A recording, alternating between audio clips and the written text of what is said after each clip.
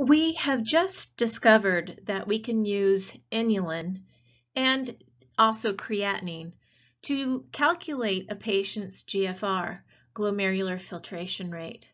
And the reason why we can use inulin and to another secondary degree creatinine is because of their fates. These molecules are filtered, and because of them being filtered, I showed you mathematically why we can use their renal clearance values and substitute that result for the patient's GFR. Well, now I am going to again show you how we can use a different molecule, a molecule called para-aminohippuric acid. It is exogenous. It is something that we would have to inject into the patient. It has a very different fate compared to inulin. It is filtered and secreted. Now here's the important part. If I inject a small amount of PAH, then we could conceptualize that on the first route to, through, and out of the kidney of blood, it would be cleared of PAH if I don't over-inject.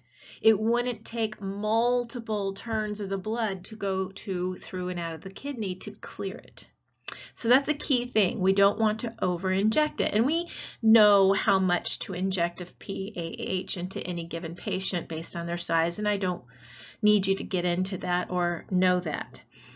Let me prove to you why PAH, when we inject it and use the values in the renal clearance equation, why its outcome is a substitute for calculating a patient's effective renal plasma flow. And I'll remind you, effective renal plasma flow is the amount of plasma going to the kidneys for the sake of being filtered. And it is roughly 90% of renal plasma flow. So if I calculate ERPF, I in turn can also calculate the patient's renal plasma flow. So PAH is directly giving us the patient's ERPF, but it will also give us the patient's renal plasma flow. And in turn, you will see I can also then back calculate to calculate the patient's renal blood flow.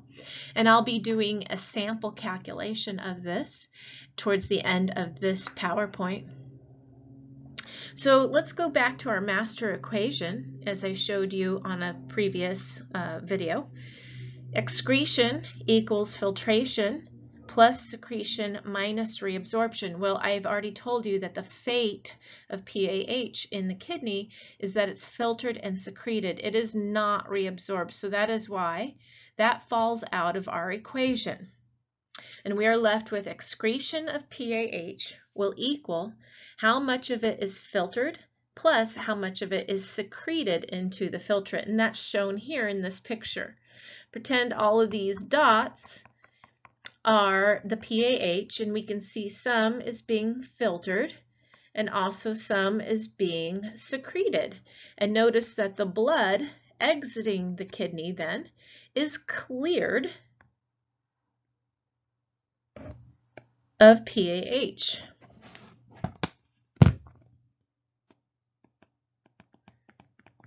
And that's what I want you to visualize. So all of it is coming out in the urine. So having this is very useful because it can help us determine if a patient's low GFR might be due to inadequate blood flow to the kidney. Remember, kidney failure can be pre-renal, intrarenal, or post-renal. And the first starting point that we have is we calculate a patient's GFR. If that is low, then we need to evaluate where is the problem, where's the etiology. Is it before the kidney? Are we not even getting enough blood? About 25% of blood flow to the kidney should be happening Is that happening, or is there an obstruction in the renal arteries? Well, then we can address that. What about post-renal? Is there hypertrophy of the prostate in a man, for example, or a renal calculus obstructing urinary output, and therefore urine is damming up all the way back to Bowman's capsule? That would also impede GFR. Well, then we can address that. The more difficult type of kidney failure is that which is intrarenal, because that means something is breaking down, is failing somewhere in the nephron or in the glomerulus, the filtration membrane. That's more difficult to correct. So if we determine someone has a low GFR, the next thing we want to do is, well, is there a kidney stone? We can do imagery for that, right? We can quickly figure out if a man's prostate is enlarged. What if those are all ruled out? Well, then the next thing is we determine if there is effective blood flow going to the kidney, effective renal plasma flow. And that's where PAH comes in. And if we see that there is reduced ERPF from reduced blood flow to the kidney, well, that would explain why the patient has a reduced GFR. Goldblatt hypertension is a kind of hypertension I have discussed before, where there is inadequate blood flow to the kidneys. Maybe there is some sort of blockage like an atherosclerotic plaque, or sometimes people who are anorexic, they don't have enough perirenal fat pads, and therefore their kidneys actually move inferiorly. They have a lower position in the body because the fat is not around them, giving them buoyancy. And when that happens, it can actually kink, bend, crimp the renal arteries, which are supposed to be a 90-degree offshoot from the abdominal aorta. Well, if the kidneys are moving inferiorly because lack of buoyancy, you can probably visualize how the renal arteries, which are supposed to be a 90-degree angle, as I'm drawing here off of the abdominal aorta, now we get something like this.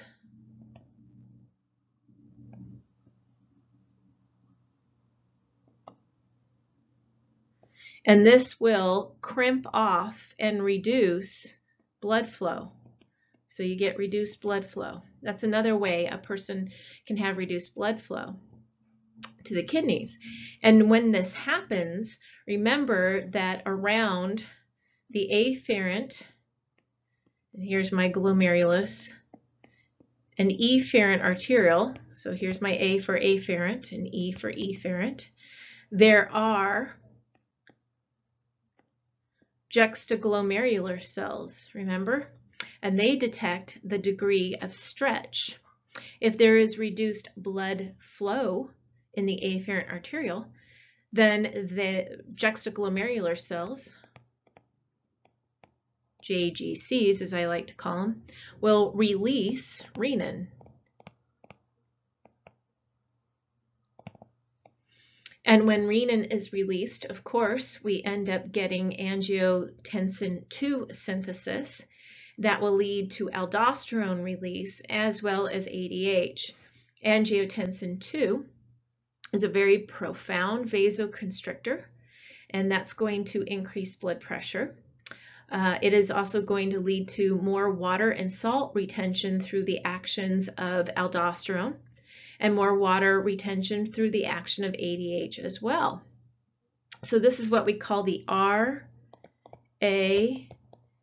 mechanism, and in class I frequently say it should be another A for angiotensin II, aldosterone, and then now we know that ADH is also caused for stimulated for release by angiotensin II. So that means your blood volume and blood pressure goes up, and that explains the hypertension. Goldblatt hypertension is also called renal hypertension. And a lot of students make the big mistake thinking because it's renal hypertension, it's high blood pressure in the kidneys. No, it is not. It means the person has high blood pressure because of the kidneys, the juxtaglomerular cells, detecting reduced blood flow in the afferent and to a lesser degree efferent arteriole. So how can I mathematically prove to you that PAH, with its fate of being filtered and secreted, can be used as a marker to determine someone's ERPF and subsequently RBF, and I'll show you how we can do that. First of all, let me remind you that I said we should not overinject PAH. And when we're talking about blood and the PAH that is in the blood, dissolved in the blood, we're talking about PAH entering the kidney, dissolved in the plasma, and it should equal the PAH leaving the kidney. Well, how can PAH enter the kidney to be filtered? Well, here's our enter. And over here, this is our exit. PAH could leave in the renal vein, or it can leave in the urine. Those are the two exit routes out of the kidney shown here, renal vein or in the urine. So what comes in must match what goes out. Let's go over what comes in again. We inject PAH. It's dissolved in the plasma. So that's the plasma coming to the kidney for the sake of being filtered. So that would be ERPF. That is a known amount of plasma. And the concentration of PAH dissolved in that plasma that's entering in the renal artery. That's what RA stands for, renal artery. Exiting the kidney could be PAH dissolved in the plasma exiting through the renal vein. But we also have some PAH exiting dissolved in the urine. Well, if I don't over-inject PAH, as I mentioned before, then all of the pH that's entering the kidney through the renal artery would only come out in the urine, meaning we're not overwhelming the kidney's ability to filter and secrete PAH completely on the first go through. So if that's what we end up doing, then the amount of PAH in the renal vein dissolved in the plasma, flowing through the renal vein, I should say, would be 0. And anything times 0 is 0. So this whole part of the equation would be negligible. We're not worried about it. It drops out of the equation. And now we're left with this part entering the amount of PAH dissolved in the plasma entering the kidney for the sake of being filtered, equaling the amount of PAH dissolved in the urine. And that urine is dripping out of the patient, so there's a flow rate. So let me basically rewrite this again. We have the concentration of PAH in the renal artery times how much plasma is coming to the kidney for the sake of filtering. So that would give us the total amount entering. And it's going to equal, because I'm running out of room, I'm going to put it down here, the amount of PAH in the urine, the concentration of it, times the urine flow rate. Now, my question to you is, can we collect urine from the patient? Of course we can. We can insert a catheter, or we can just collect every last drop of the patient for the next 10 minutes or something. So we can easily collect urine, send it off to the lab, and they can tell us how much PAH is in their urine. We can easily measure in a graduated cylinder, for example, how much urine we collect from the patient in 10 minutes. So that's easy to know. Check.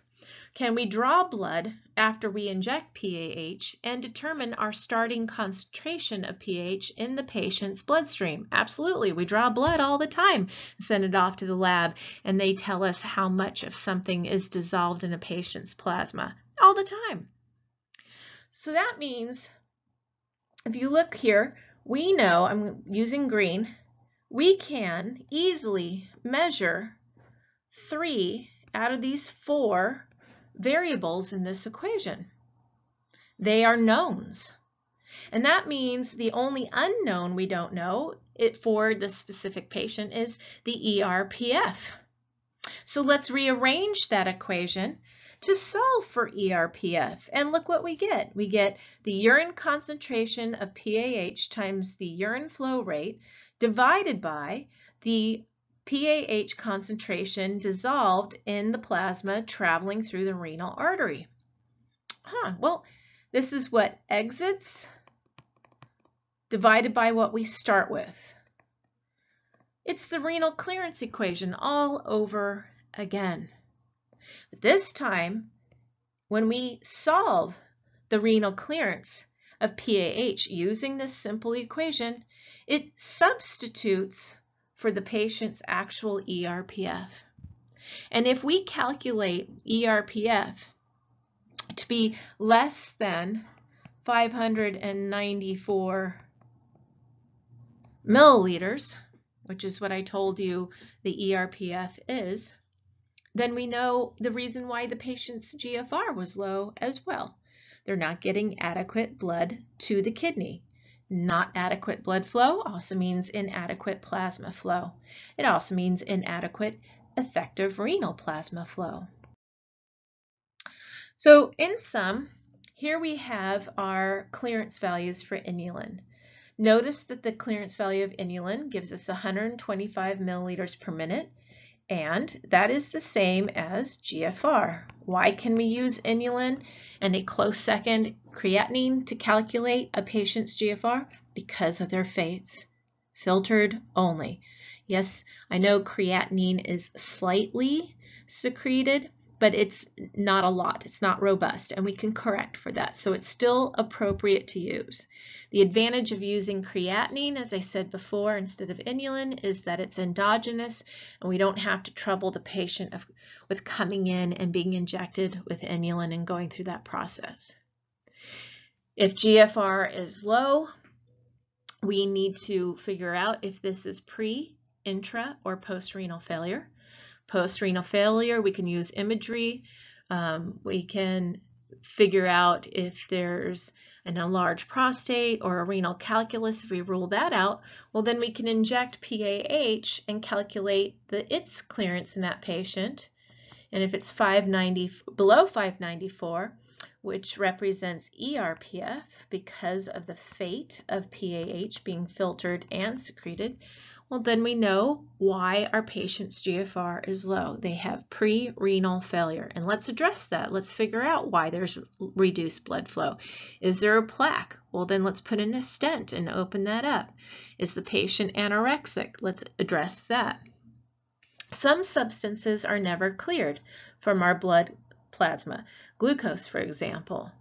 Sodium, very low number. It's almost close to 0. Why? Because we always have some sodium still in our blood. And the reason why it's not exactly 0 is because we have variable excretion of sodium in our urine. It depends on your diet. Urea is at 70 milliliters per minute. Its clearance, I should say, the clearance of urea is 70 milliliters per minute. And this brings up an important thing. If you determine the clearance of a substance and it's less than the clearance for inulin, if it's less than 125, then that tells you there was a second fate of that substance. It was reabsorbed. You took it back in. Notice urea we know it's a waste product, but it's a useful waste product, and our nephrons actually reabsorb some urea and use it in a time when you need to make highly concentrated urine. If a substance has a clearance value higher than inulin, then that also tells you that the substance had a different fate beyond filtration. It was secreted. So notice PAH is higher than inulin. It is filtered and secreted. Creatinine, like I said, has a clearance of 140. It is slightly higher than inulin. It is slightly secreted, but we still use it to calculate GFR. It is a close estimate. It will give you a slight overestimate, but we know how to correct for that overestimation. There is a mathematical correction for it. So that is why I'm saying you can still use creatinine to calculate a patient's GFR. And then lastly, the clearance of PAH in that renal clearance equation substitutes for the patient's ERPF. And here is a summary of all of the equations I basically gave you from the start of this lecture. There aren't many of them. There were a lot of new terms and abbreviations that you probably have never heard about before, especially if you did not take physiology at Saddleback. This is actually a lecture we give in our physiology lab portion of our class, and we have students calculating different renal values for hypothetical patients. And in fact, I'd like to go over some of this with you now. Here is one of the hardest problems we give our students at Saddleback. And those of you who have taken physiology at Saddleback, you're looking at this going, yep, I remember this. This is problem number 2 from our lab manual portion number 2. So I'm going to work through some of this with you all. We have a patient with a high blood pressure. That's important to note. So these are things that are probably coming to you in their file, right? In their lab results. So we have 163 over 105. That's a very high systolic and diastolic pressure. And we want to find out if this is renal hypertension. Remember, that's the RAA mechanism. I say we should add a third A. From the kidneys, the juxtaglomerular cells detecting too little blood flow. So what we're trying to do right now is the patient's high blood pressure indicative of Goldblatt's hypertension? And if it is inadequate blood flow, we would predict that the patient is also going to have a reduced GFR.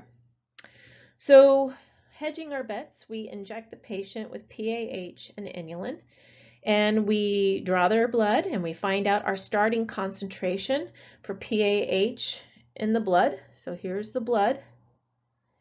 And for inulin in the blood.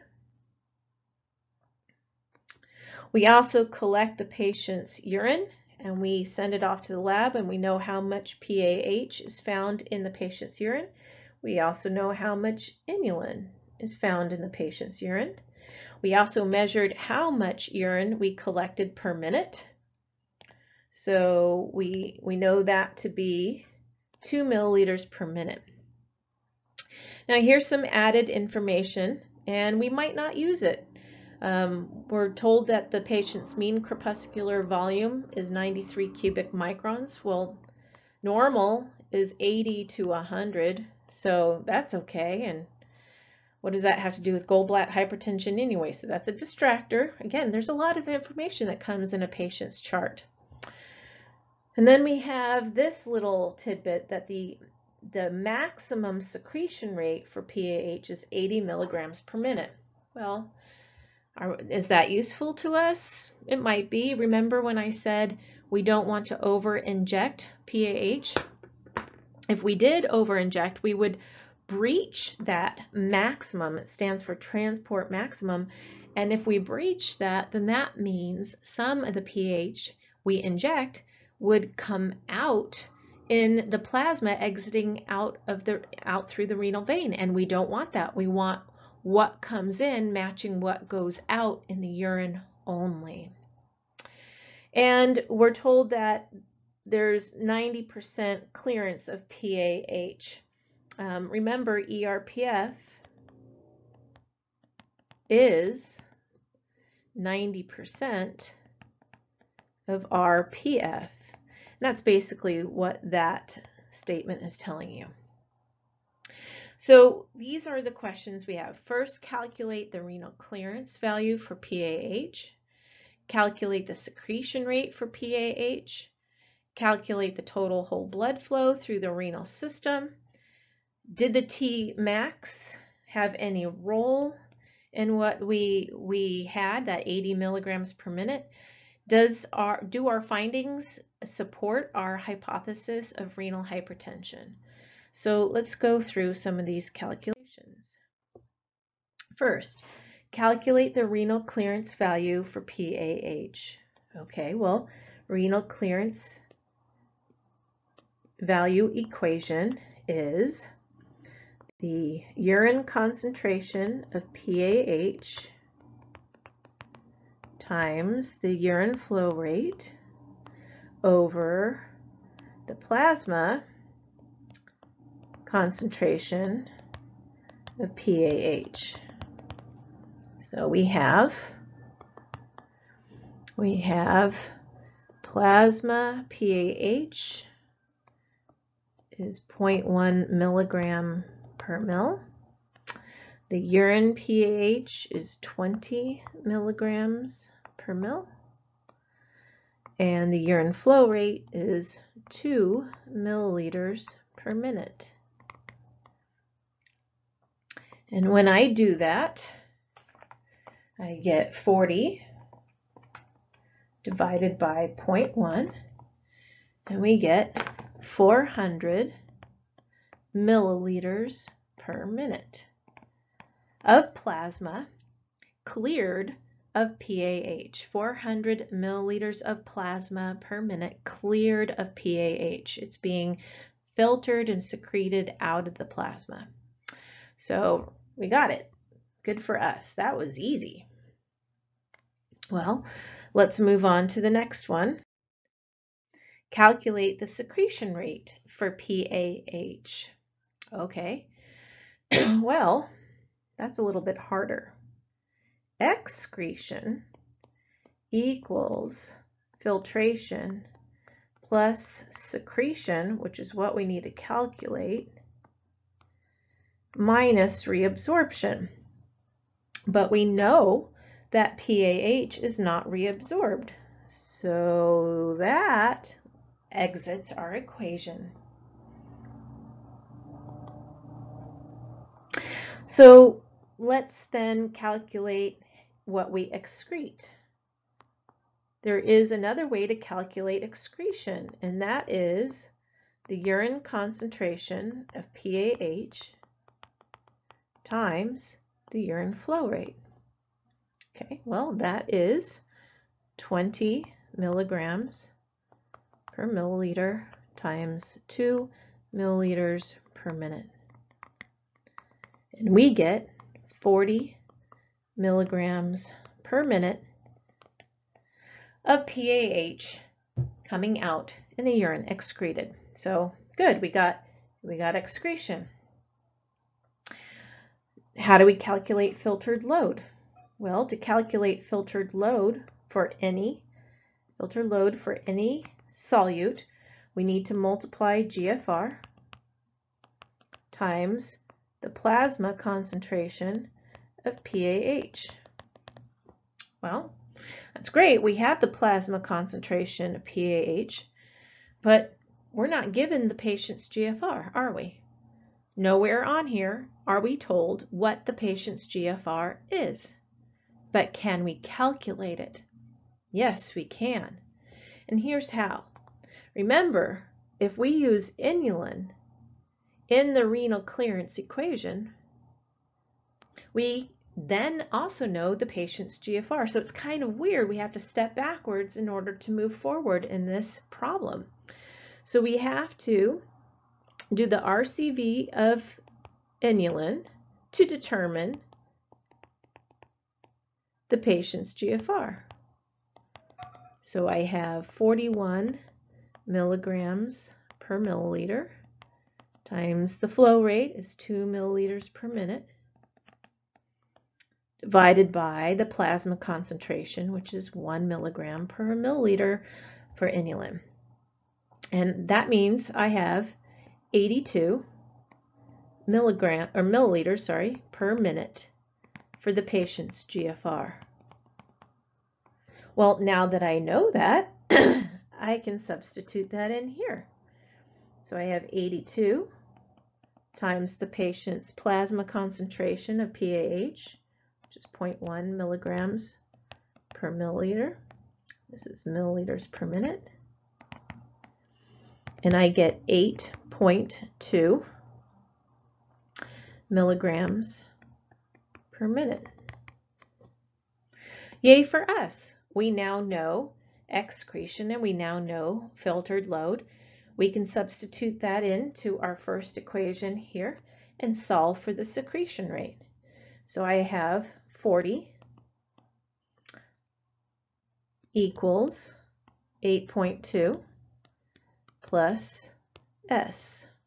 And that's mg per minute.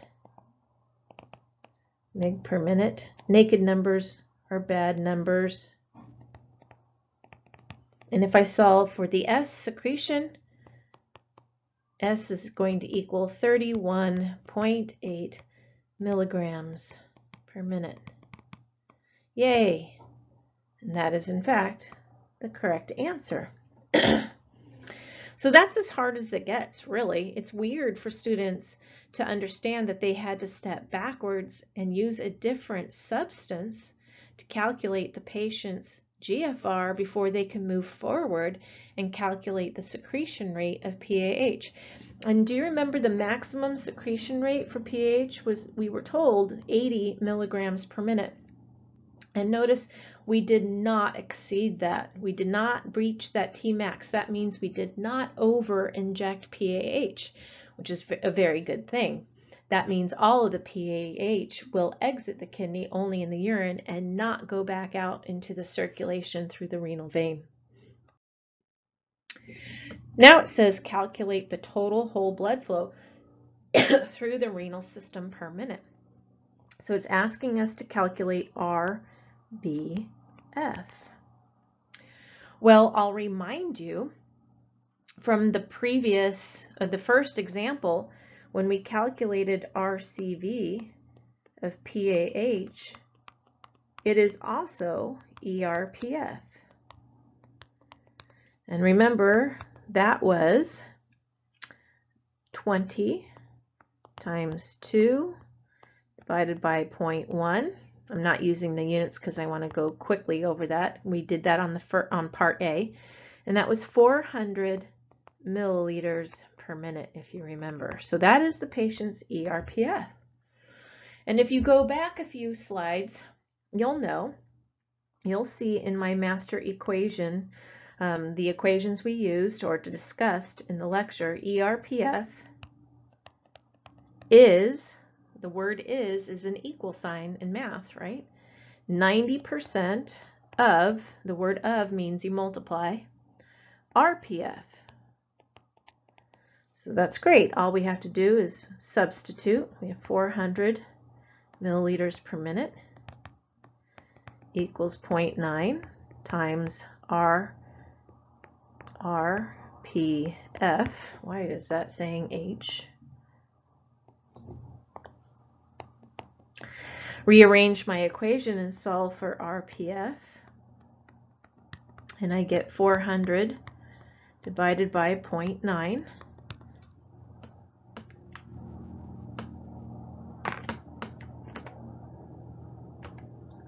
And we get 444.44 for the RPF. And renal plasma flow, I'll remind you, is, that's a P, there we go, is 1 minus hematocrit times renal blood flow. And great, we're told what the hematocrit is in this patient. It's 40%. So I take 1 minus 0.4 and I get 0.6. And I know my RPF, so I have 444 equals 0.6 times RVF. And if I divide that, 444.44 divided by 0.6, I get, if I round up, 740.7. So if I round up, I get 740, oops, round up, Kara, 741 milliliters per minute, which is our answer. Yay! Okay, so what do we know? We know that the patient's GFR was low. It was certainly not 125. We know the patient's ERPF is not 594. Remember, that's normal. We certainly know that the RBF is not 1,200 milliliters. That's low. So our patient has reduced GFR due to an inadequate renal blood flow. So did our transport maximum for pH play any role in our calculation? And I already did explain this. No, it didn't, because we didn't over-inject. We were below that 80 number, right, that we were given. So no, it didn't play a role in our calculation. That's good, because that actually made it easier for us. Does the data indicate a possible renal hypertension? Yes, it does. Remember, our patient had high blood pressure. According to our blood flow law, blood flow equals pressure divided by resistance.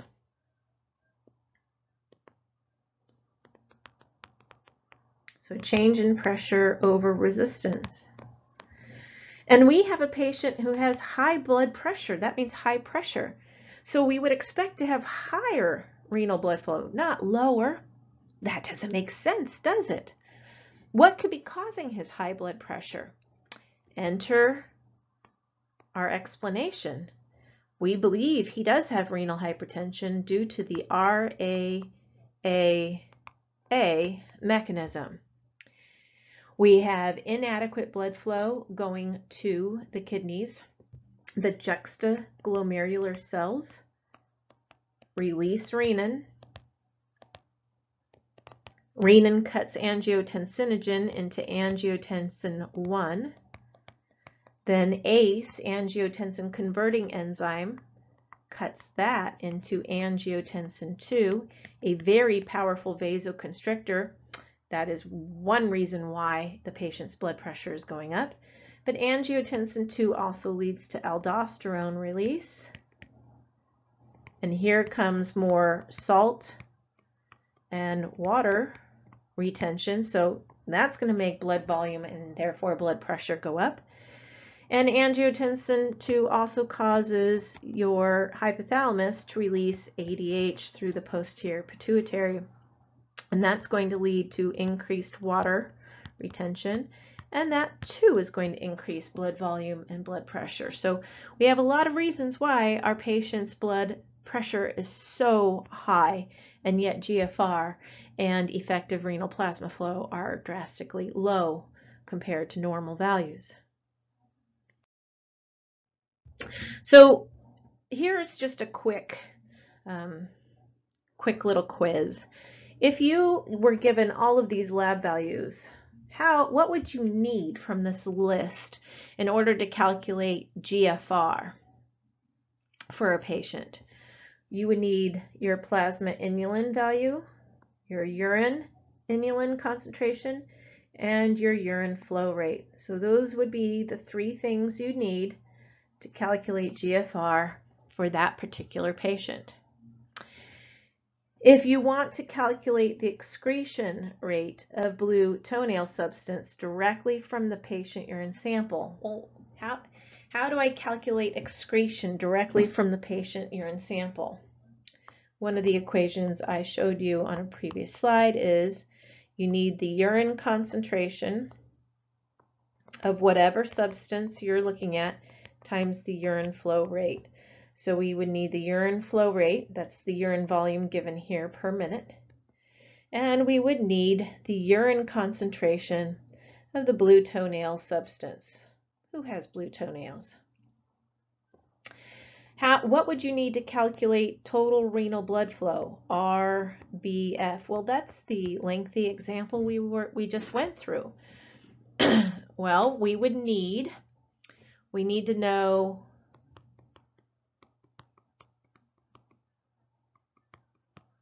we need PAH, right? So we would need to calculate for ERPF, we would need the PAH values. So we would need plasma PAH. We would need the urine PAH. And we would need the urine flow rate. Okay, well, that's just for the that's for calculating ERPF, of course, for PAH. So again, we don't need to worry about how much is filtered or secreted. We don't need any of that equation. We just need to remember that PAH is, when we use it in the RCV equation, also substitutes for ERPF. And then we need to remember that ERPF equals 90% of RPF, and then RPF equals 1 minus hematocrit times RBF. So we would need to know hematocrit right there. And there we go. Those are the things that we would need. We don't need to go back and calculate filtered load or secreted amounts of PAH, because we're just told how can you calculate renal blood flow. Well, again, the RCV equation, when we use PAH in it, gives us the ERPF of the patient. And from there, it's just two more equations to figure out what the patient's renal blood flow would be. Calculate the filtered load of the blue toenail substance. Well, filtered load